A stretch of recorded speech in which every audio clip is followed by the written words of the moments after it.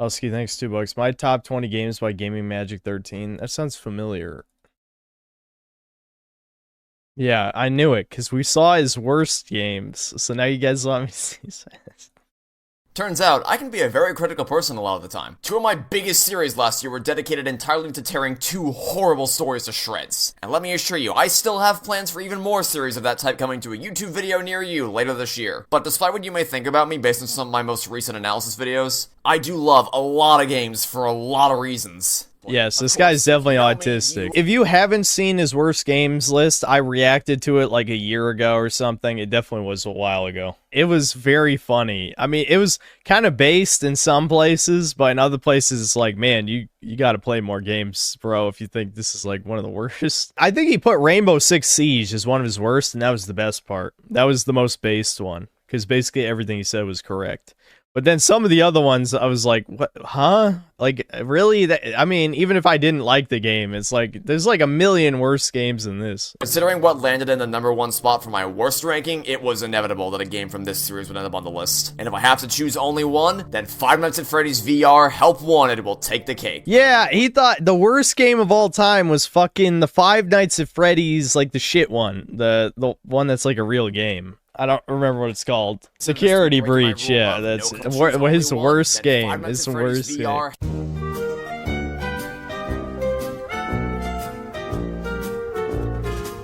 Is anyone really surprised that this game ended up here in some capacity? So, obviously, there's the personal element involved in this place. You all know what Toy Story means to me. I made a 6-hour-long series that was born out of my passion for the movies and how everything I loved about them was destroyed in approximately 89 minutes. That's kind of bizarre. I mean, I feel like I've only ever heard people talk about Toy Story 2, which I did play when I was a kid, and it's actually a good movie license game. I don't think I've ever heard of people talk about this one. Movie tie-ins don't often have a great reputation because trying to tell the same story across two different mediums almost never works out well, but Toy Story 3's story mode is actually surprisingly good. It doesn't strictly follow the events of the movie 100% of the time, which allows a lot of creative...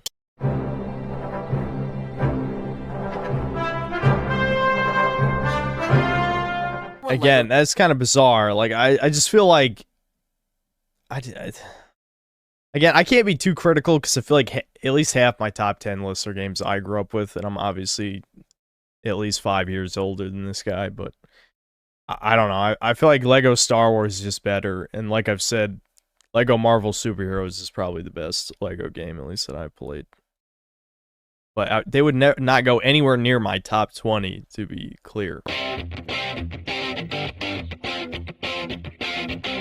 So, of all the games I'm going to talk about on my list today, this one will probably baffle you the most, because a video game based on Over the Hedge has no right to be as good as it is, but this is genuinely a lot of fun to play. It's got platforming mechanics that are surprisingly smooth as hell, with tight controls and satisfying... See, if this was on his top 20 worst games of all times list, I wouldn't even deny it for a second, but on his best? This on his best? What? Why? He's probably like 5 years old when he played it. There's your explanation. He's like 5 years old when he played it. Okay, I saved you some time. Alright, Carly. Okay, that's fine. We're just skipping. I want to see like what are the ones that are like stupid as hell. There's gotta be some, right? I mean, there's already been multiple questionable ones. I don't want to hear good games.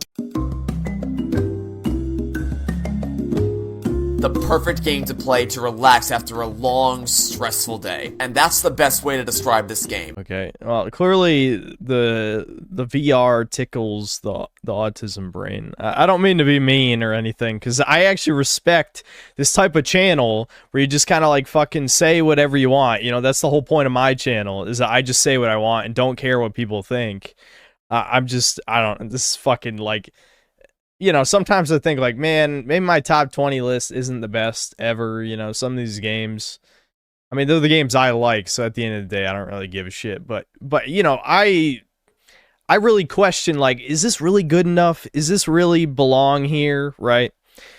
With this, I don't know. This is like, I feel like he didn't think of enough games, or he hasn't played enough games. So one or the other, really. I've never even heard of this. All right. Well, it's just a walking simulator. So sorry, don't care. I was gonna play that, but I don't know. I think my brother just didn't want to play it. Possibly the place What? will confuse you the most. Not because people think this is a bad game. Yeah, bro. I mean, come on, though. Undertale, okay, whatever. Fucking skipping that shit. No, fucking What? Bro, this isn't even a game. It's a fucking, it's, you know, See, this is where it's not a game. I mean, I guess you could say it's like a point-and-click adventure game, but it's barely a game. It might as well not be a game. Might as well be a walking simulator. Alright, whatever. I don't fucking care a bit. Okay, Galaxy 2, that's pretty good. That's actually, that's fine. That's a pretty good choice, I guess. I find it funny, because he did one per franchise, but Toad, you know, Captain Toad doesn't count as Mario, I guess. It's like, come on. I mean, sure, it doesn't have Mario in the title, but no one gives a fuck about Toad. It still counts. Also, Mario Kart Wii was on here as well, so I'd say no, come on. That's no.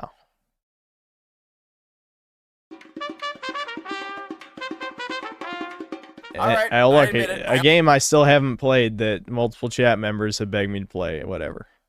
Ace Attorney. Does it? I'm not sure this guy actually likes video games. Does he like?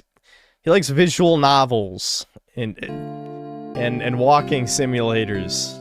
The final act of I can promise you, not a single game in my top 20 is like debatably a video game. They're all very much video games. Okay, Halo 3. That's fine. Yep, that's solid. Solid choice. Battle for Bikini Bottom is his second favorite. Oh, that's a little based. That's a little based. The best platformer I've ever played. Okay, you need to play more 3D platformers though, bro. Spyro's definitely better. Crash 2 is definitely better. Banjo-Kazooie's definitely better.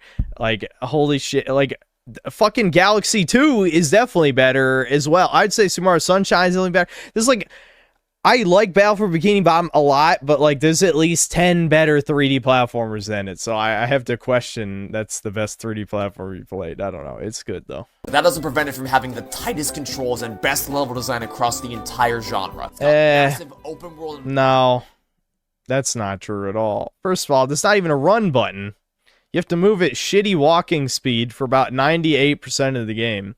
The other 2% being when they decide to throw a sponge ball power-up at you. So you're stuck at walking speed. As you could probably tell by that, by the 1 second of Sandy gameplay you saw there, the swinging mechanic doesn't quite feel right either. Like, there's not enough momentum to it. It doesn't feel as bad as some other games I played that also have, like, a web swinging type of thing, but... yeah, there's a lot of areas. No, there's definitely way better controlling games than this. The fucking taxi game, Yellow Taxi Goes Vroom, has some of the best controls that I've played. Alright, what's his favorite game?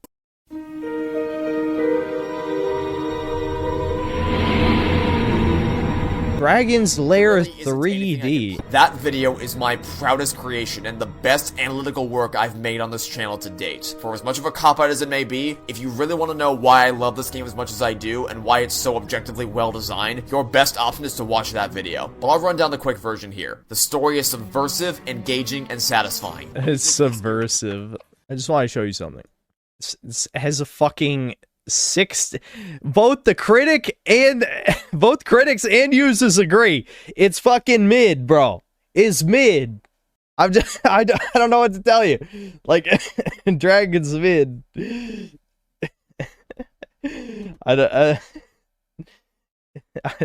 Yeah, it only has 4 user reviews, but at least there's 4 people. That's 4 people who played it. You know, those are actually. Imagine going out of your way to review this game. That means they really played it. There's no people like, I'm gonna review bomb Dragon's Lair 3D from over 20 years ago. I think, again, given the date, 2002, he probably played this when he was like 5 years old, or maybe younger even. What's OG Spyro? Really? Spyro the Dragon. Hello? Why? Okay, that's Spyro 3. That's one of the shitty beat-em-ups. That's the piece of shit one. The 4th one, I think. Why does Spyro 1 not come up as one of the first fucking results? Really? What kind of search is this? Spyro the Oh, huh? It doesn't have a Metacritic? I just Spyro Reignited. What the fuck? Metacritic just doesn't have it. I mean, who knows? Maybe the search just sucks. I don't think they have it.